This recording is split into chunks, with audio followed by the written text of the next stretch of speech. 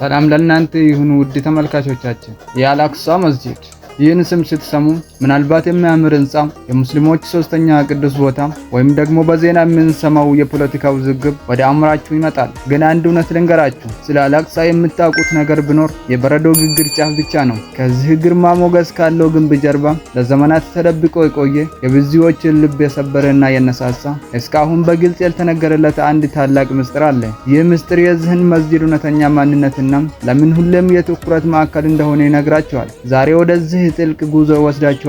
ለመስማት ዝግጁ ናችሁ? አልአቅሳ ስሙ ብቻ ታሪክን ያውሳል። ቁርአን ላይ የተጠቀሰው በነብዩ መሐመድ ሰለላሁ ዐለይሂ ወሰለም የእስራኤልና የምዕራጅ ታሪክ ውስጥ ማዕከላዊ ስፍራ የያዘ ቦታ። ብዙዎቻችን አልአቅሳ ስንል ወርቃማ ጉንብ ያለው ዶም ኦፍ ዘ ሮክ እንደሆነ እንገምታለን። ግን ያ እውነት አይደለም። ይህ የመጀመሪያም ያልተነገረለት ምስጢር ነው። የትኛው ነው እውነተኛው አልአቅሳ?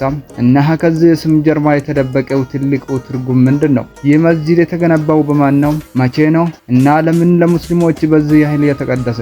ወደ ኋላ እንመለስ። ነብያችን ሰለላሁ ዐለይሂ ወሰለም ከመላካቸው በፊት እንኳን የአልአቅሳ ስፍራ ቅዱስ ነበር። ነብዩ ዳውድ ዐለይሂ ሰላም እና ልጃቸው ነብዩ ሱለይማን ዐለይሂ ሰላም ከዚህ ቦታ ጋር ጥብቅ ቁርኝት ነበራቸው። ነገር ግን ታላቁ ለውጥ የመጣው በነብዩ መሐመድ ሰለላሁ ዐለይሂ ወሰለም ዘመን ነው። ነብዩ ሰለላሁ ዐለይሂ ወሰለም ከመካ ወደ አልአቅሳ በቡራቂ ተጉዞ ከዛም ወደ ሰማያት ያደረጉበት ቦታ።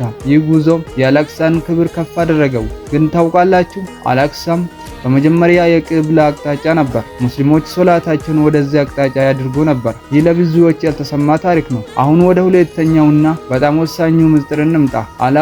አልአቅሳ መስጂድ ስንል ብዙ ሰዎች ወርቃማውን ጉንብ ወይም ደግሞ ዶም ኦፍ ዘ ሮክ ብቻን ያስባሉ። እውነት ግን አይደለም። ወርቃማው ጉንብ ብቻ አይደለም። ያ ህንጻ የተገነባው ከነብዩ መሐመድ ሰለላሁ ዐለይሂ ወሰለም በኋላ ነው። እውነተኛ አልአቅሳ መስጂድ ማለት ሙሉ ስፋት ያለው ግቢ ነው። በውስጡ ያሉትን በርካታ መስጂዶች፣ የጸሎት ቦታዎች፣ የመመሪያ ክፍሎችና በዙሪያ ያለውን ግድግዳ የያዘው ወይም ደግሞ ኖብል ሳንክቸሪ በመባል የሚታወቀው አጠቃላይ ቦታ ነው። ወርቃማው ጉንብ በኡመያ ከሊፍ አብዱል ማሊክ ኢብኑ ማርዋን የተሰራ ታላቅ ምልክት ነው። ግን ዋናው አልአቅሳ መስጂድ ወይም ደግሞ አልጀማኢል አልአቅሳ በመባል የሚታወቀው ግራጫማ ጉንብ ያለው በግቢው ደቡባዊ ጫፍ ላይ የሚገኘው ህንጻ ነው። ሁለቱም ቅዱስ ናቸው። ግን የአልአቅሳ እውነተኛ ማንነት አጠቃላዩ ግብ ነው። ይህ ልዩነት ብዙ ጊዜ ይረሳል። ይህ ቦታ ለሙስሊሞች የምድር እምብርት ነው። የነብዩ ኢብራሂም አለይሂ ሰላም፣ ሙሳ አለይሂ ሰላም፣ ኢሳ አለይሂ ሰላም እና ሌሎች በርካታ ነብያት ታሪኮች የተከናወኑበት ምድር። ነብዩ መሐመድ ሰለላሁ ዐለይሂ ወሰለም ኢማም ሆነው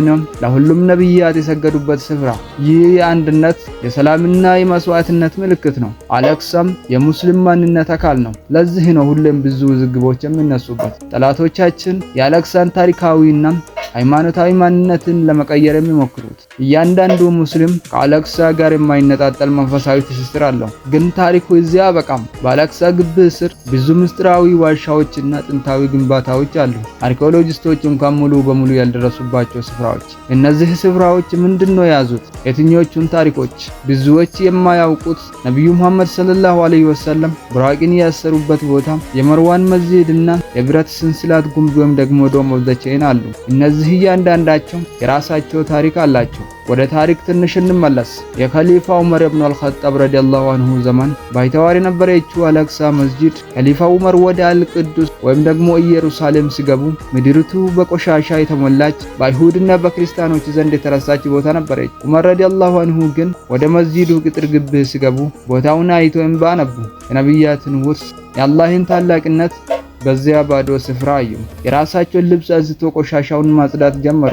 ሙስሊሞችን ሙሉ በሙሉ ሰብስቦ መስጂዱን ከጥፋት አዳኑት። ይህ ምን ያሳየናል?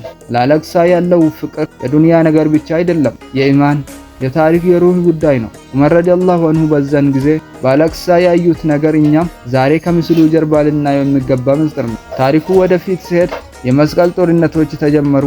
የአልአቅሳ መስጂድ በክርስቲያኖች እጅ ወደቀ። ከ100 ዓመት በላይ የአልአቅሳ ቅድስና ተረገጠ። ከሙስሊሞች ልብ ደማ። ግን አንድ ታላቅ ጀግና ተነሳ፣ ሳላሁዲን አልአዩቢ። ሳላሁዲን አልአዩቢ አልአቅሳን ለማስለቀቅ ሕይወቱን ሰጠ። የሙስሊሞችን ክብር መልሶ አመጣ። አልአቅሳን ነፃ አወጣት። ታውቃላችሁ፣ ሳላሁዲን አልአዩቢ ኢየሩሳሌምን ከተቆጣጠረ በኋላ ለመጀመሪያ ጊዜ ወደ አልአቅሳ መስጂድ ሲገባ እንባ እንደ ጅራት ይፈስ ነበር። ለምን ይህ ቦታ እንዲህ አይነቱን ስሜት ይቀሰቅሳል? ይህ ስሜት የሚመጣው ከየት ነው? አሁን ደግሞ ወደ ወቅታዊ እውነታ እንምጣ። አልአቅሳ ዛሬም ፈተናዎች ውስጥ ነው። የዚህ መስጂድ ማንነት ላይ የሚሰነዘሩ ጥቃቶች፣ የመብት ረገጣዎች፣ ሙስሊሞች እንዳይገቡ የሚደረጉ ሙከራዎች አሉ። ግን ለምን? የአልአቅሳ እውነተኛ ምስጢር አሁንም በአንዳንድ ወገኖች ዘንድ እንደ ስጋት የምታየው ለምንድን ነው? በሺዎች የሚቆጠሩ ፓለስታውያን ሕይወታቸውን ለአልአቅሳ ሲሉ የከፈሉት ለምንድን ነው? ይህ የፖለቲካ ጉዳይ ብቻ አይደለም፣ የመንፈሳዊነት የታሪክና የፍትህ ጉዳይ ነው። የአልአቅሳን ታሪክ ማወቅ ማለት የእስላምን ታሪክ ማወቅ ማለት ነው። የአልአቅሳን ዋጋ መረዳት ማለት የራሳችን ሃይማኖታዊ ማንነት መረዳት ማለት ነው። ወጣት ወንድሞቼና እህቶቼም ዛሬ በዲጂታል ዓለም ውስጥ የምንኖርበት ዘመን ነው። መረጃ በቀላሉ ማግኘት እንችላለን።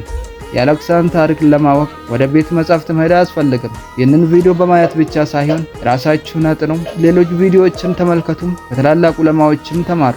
ስለተከታተላችሁን ከልብ አመሰግናለሁ። ይህንን ቪዲዮ ላይክ ማድረግ፣ ሼር ማድረግና ለቻናላችን ሰብስክራይብ ማድረግ እንዳትረሱ። በቀጣይ ቪዲዮ እስከምንገናኝ ድረስ ወሰላሙ አለይኩም ወራህመቱላሂ ወበረካቱሁ።